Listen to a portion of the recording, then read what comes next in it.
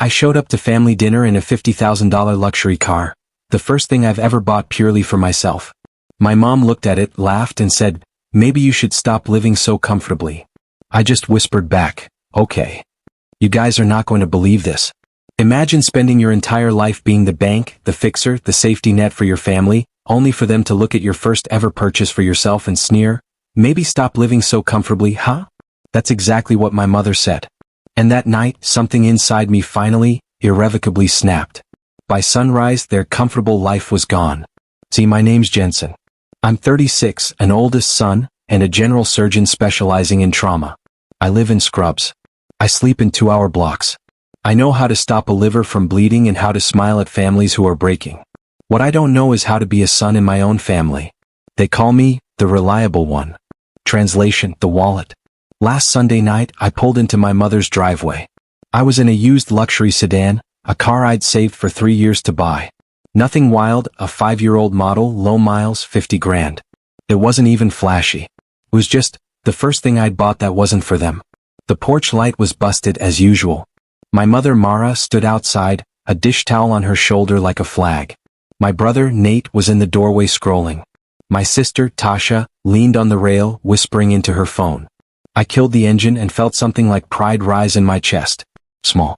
Fragile. No. It's used, I said, anticipating Mom's comment. Finally traded in the Civic. Nate whistled.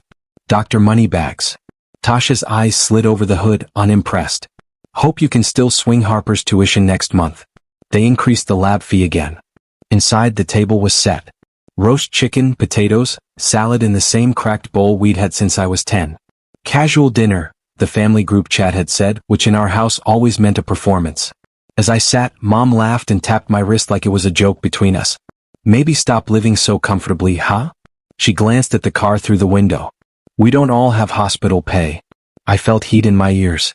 "It's not," she kept going. "Just saying. Priorities. Your father's mortgage payment bumped up with escrow, and the club dues hit on the 1st. You know how these things pile up."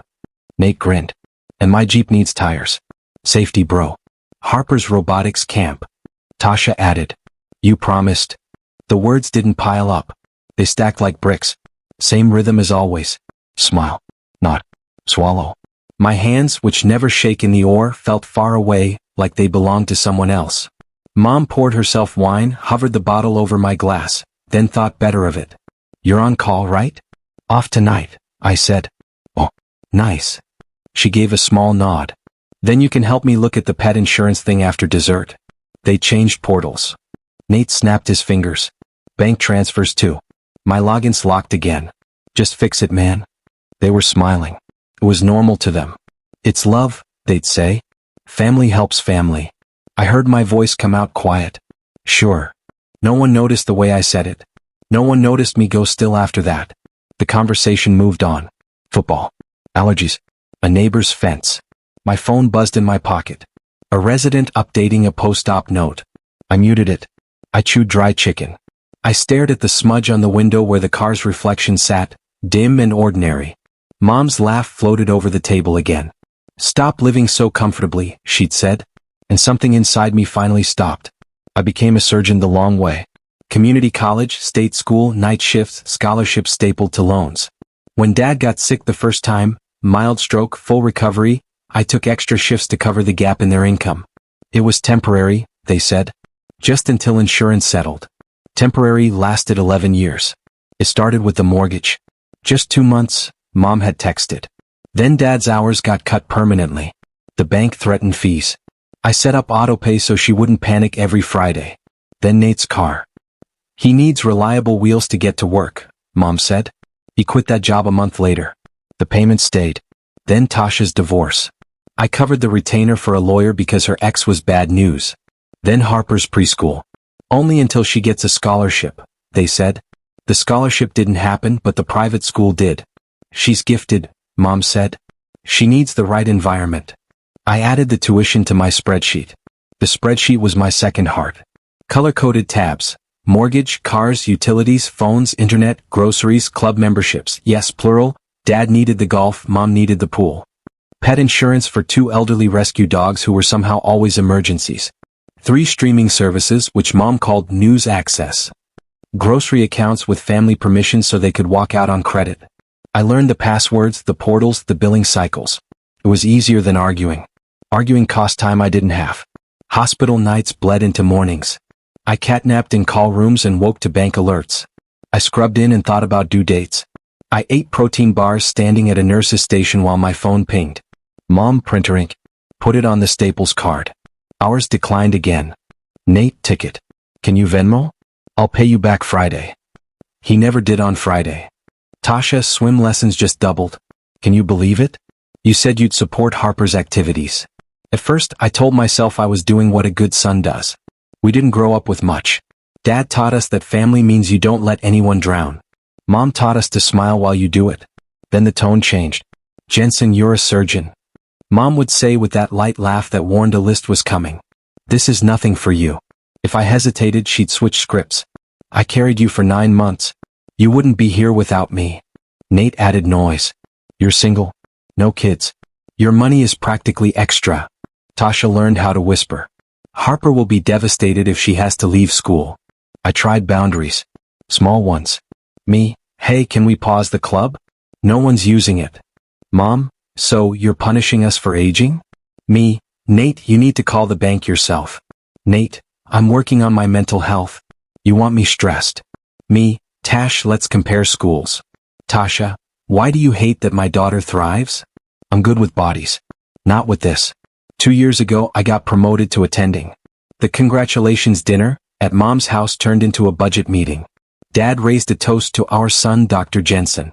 Everyone clapped. Mom passed me an envelope. While you're here, can you sign these? The mortgage refinance needs your W-2. I signed. I told myself I was helping them get a better rate. I told myself I was the only one who could. Every time I thought about cutting the cord, something urgent happened.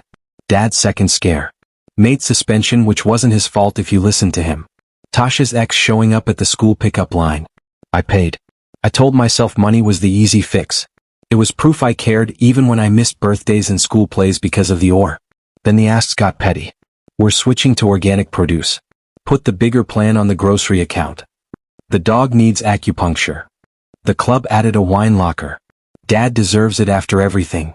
When I said no, the air went thin. Mom would tilt her chin. I hope you're not becoming selfish. Nate would send a screenshot of his bank balance at 3 a.m. Look what you're making me do, man. Tasha would cry quietly on the phone. You're lucky you get to be a surgeon. You don't know what it's like to be a single mom. Why won't you help family? In between surgeries, I would open my spreadsheet and try to find fat to trim. There was none. I cut my own gym membership. I stopped streaming anything that wasn't the hospital's CME videos. My apartment furniture was still Craigslist. My vacation was a nap on my couch with the blinds down. Luxury car. Mom had laughed when she saw it. She didn't know I'd run the numbers for a year. That I'd driven the Civic until it wheezed like a dying accordion. That the car was safer for long night drives home when my eyes burned and my shoulders shook. They didn't ask how I was. They asked where the login was. One small moment snapped it into focus. Last month, after a 16-hour trauma day, I arrived at Mom's to find a package on the step. Monogrammed towels with the club's logo. Inside, the dogs wore little bandanas that matched.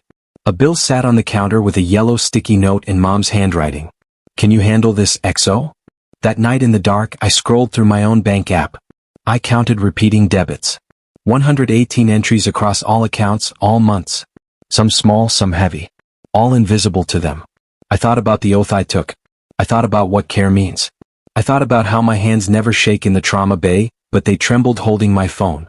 At dinner tonight, when Mom laughed and said, maybe stop living so comfortably, the last thread gave. I didn't argue. I just said, sure. The kitchen got loud again.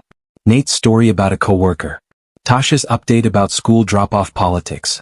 Mom's commentary on everyone's choices as if she were the foreman of a very busy factory. I cleared plates. I stacked them how she likes them. I scrubbed her roasting pan while she scrolled on her iPad at the table and called me from 10 feet away. Jensen, remind me, what's the password to the mortgage portal? Nate's birthday with an exclamation. I said, then corrected myself. No, we changed it last month after the lock. I texted her the login details privately. You're a lifesaver, she typed. Nate leaned on the counter. My tires, man. The quotes in my email. They need authorization.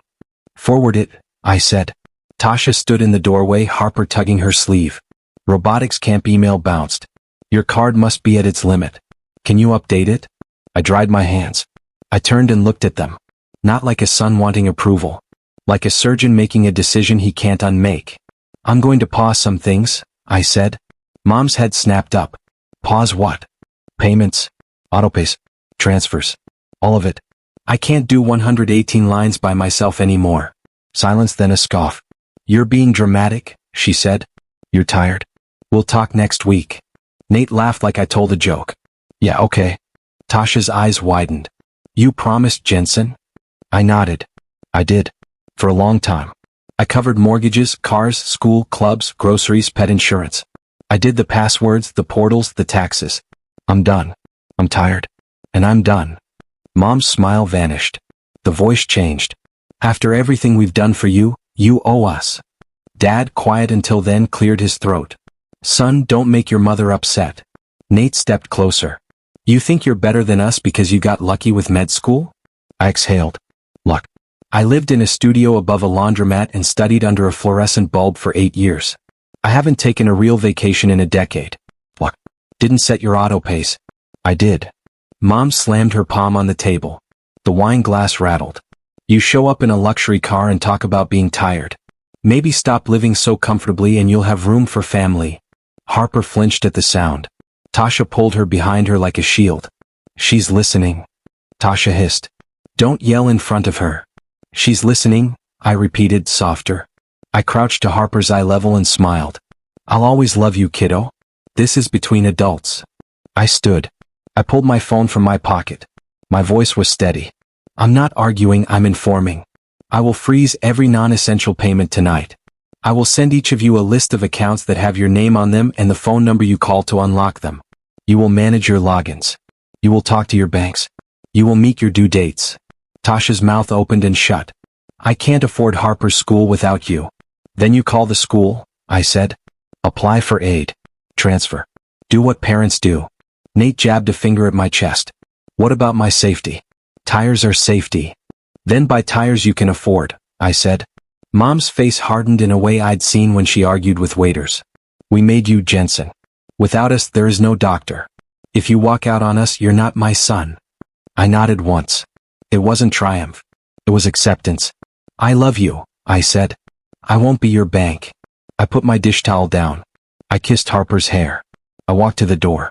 Mom's voice followed me. Don't you dare make us beg. I didn't look back. In the driveway, the car sat under the porch light like a quiet witness. I put my hands on the wheel. They were still steady.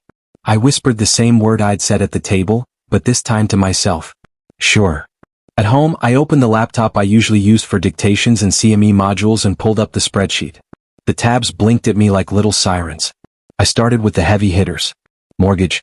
Pause. Portal churned, then accepted. A confirmation number. I copied it into a shared doc labeled Family Accounts. Call this number. Dad's truck loan. Remove my card. Set a reminder to send him the lender's support line. Added a note. Call to set your payment date. Nate's Jeep. Canceled the autopay. The site tried to guilt trip me with red banners. Are you sure you want to risk a missed payment? I clicked yes. I copied the customer service number. I sent it. Private school. I opened the account and saw the tuition figure that always made my throat tighten. I toggled off automatic. I downloaded the financial aid forms and attached them to an email to Tasha. Here are options. Deadlines. Meet with the school. I will pay for this semester to give you time. After that, you'll decide what you can sustain. I hit send. My chest loosened a millimeter. Grocery accounts. I turned off family charge permissions. I wrote Mom a clear message. Your card will work. Mine will no longer be on file. If you need help setting a budget, I'll sit with you once. After that, you can call the store, not me. Club memberships. Cancel. Cancel. Cancel. 2 clicks. A long hold. A representative who recognized my last name. We'll be sorry to lose you, he said. You're not losing me, I said. You're losing my autopay. Pet insurance. I left it for last. The dogs were old. I didn't want to punish them for human choices. I switched the billing to monthly, not annual, and texted Mom, you'll get a call to put your card on file. I'll cover 60 days while you sort it. When I finished, the spreadsheet looked different. Fewer colors, more white space.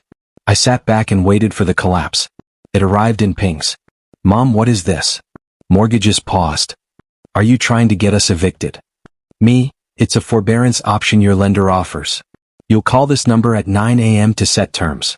I'll be on the line once. Mom, so now you decide when we pay our own bills. You are humiliating us. Me, handling your own bills is normal.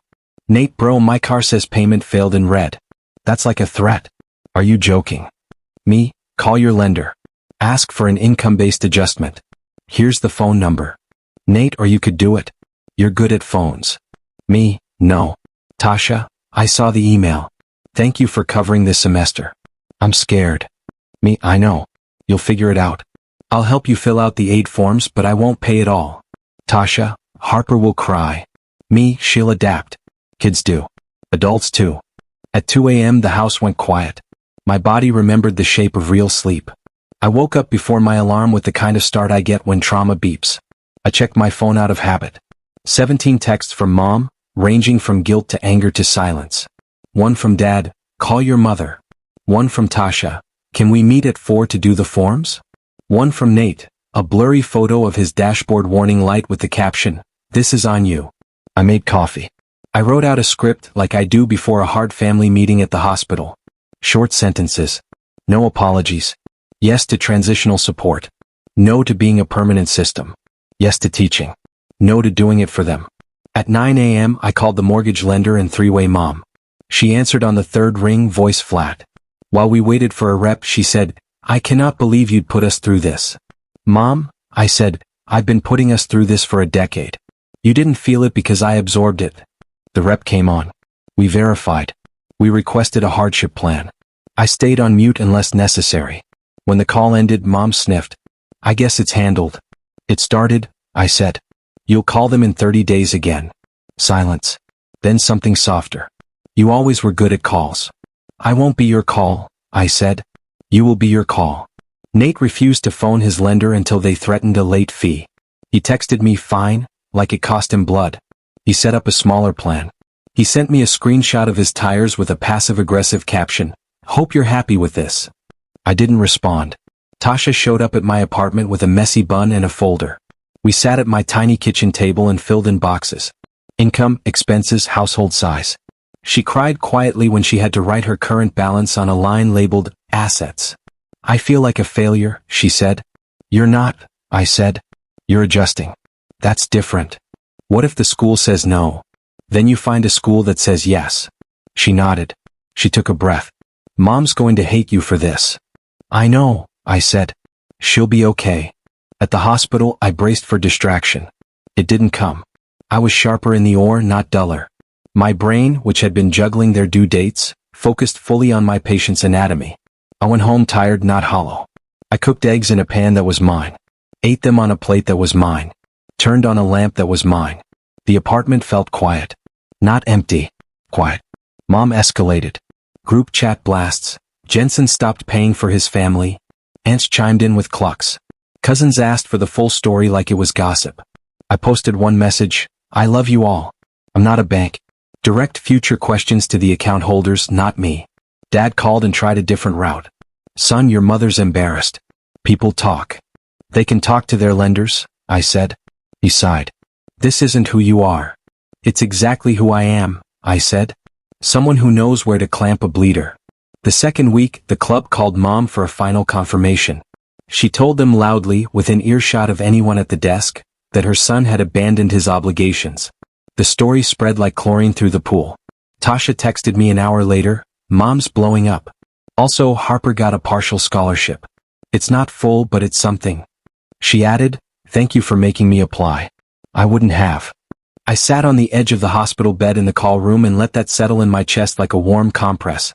Nate's group DM with his friends went quiet after 2 of them told him to stop flexing photos of weekend bar tabs if he couldn't buy tires without help. He sent me a lone text at midnight. What's a snowball payment? I sent a link. He said nothing else. The third week, Mom knocked on my apartment door. I'd never given her a key. She stood there with a Tupperware and eyes like a storm cloud. Chicken, she said, thrusting it at me like a truce. From Sunday. Thank you, I said. I set it on the counter and didn't invite her in. She looked around the doorway. You live so small. I live so mine, I said. Her mouth tightened. Then it broke. I'm scared, she said, a whisper I'd never heard from her. What if we mess this up? You will, I said gently. And then you'll call the number and you'll fix it like grown-ups. Tears filled her eyes. You're cruel. I'm late for shift, I said. I love you. She turned away, shoulders high. Halfway down the hall, she stopped. Your car looks nice, she said without turning back. The leather smells new. It's used, I said. I know, she said. It still smells new. She left. I breathed. The apartment was quiet again. This time it felt like possibility, not an absence. By sunrise on the fourth week, their normal had changed shape. Bills were theirs. Choices were theirs. It was messy. It was honest. And mine finally were mine. It didn't end with forgiveness and a group hug. It ended with boundaries that held. Harper transferred to a magnet program with a robotics club that didn't cost 3 mortgages.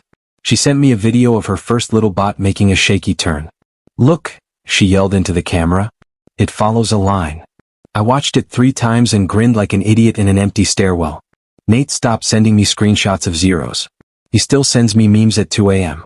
He learned the lenders hold music by heart and now complains about it like a badge.